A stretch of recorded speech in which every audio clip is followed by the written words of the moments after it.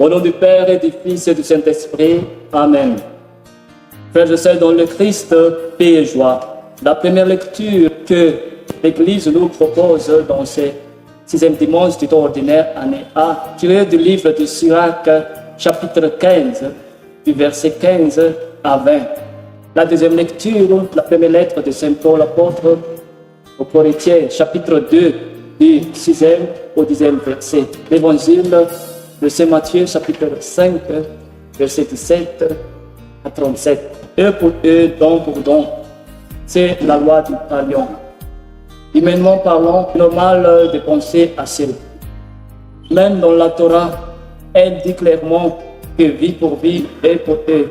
Dans notre instinct même, il y a un mécanisme qui nous pousse de défendre. Si nous sentons qu'il y a quelque chose qui nous menace, c'est cela la loi. Mais Jésus qui venait accomplir, non pas abolir la loi.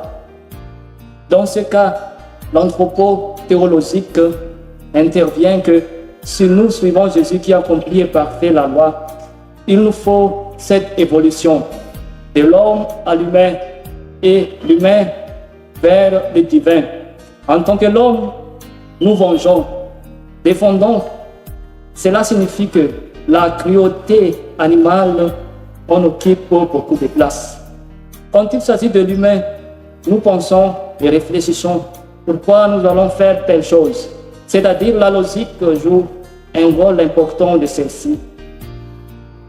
Elle indique la loi humaine que les fautes doivent être équivalentes aux punitions. Quand nous devenons à la dernière étape, c'est-à-dire le divin, nous arrivons à pardonner, à aimer sans limite à nos frères et sœurs, à arriver même jusqu'à l'amour de l'ennemi. Et l'exemple parfait de ces derniers, c'est Jésus lui-même qui avait accompli la loi.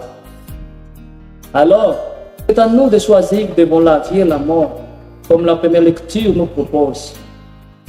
Pourtant, il n'y a pas de contrainte de suivre Jésus qui a achevé la loi et l'ancienne alliance. Frères et sœurs dans le Seigneur, Jésus nous dit aujourd'hui que notre justice doit surpasser celle des scribes et des pharisiens, afin que nous entrions aux cieux.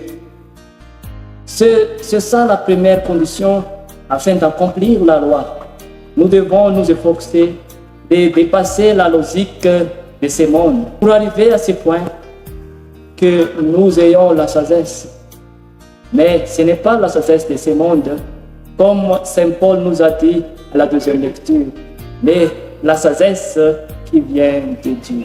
Frères et sœurs dans le Seigneur, bon dimanche à toutes et à tous.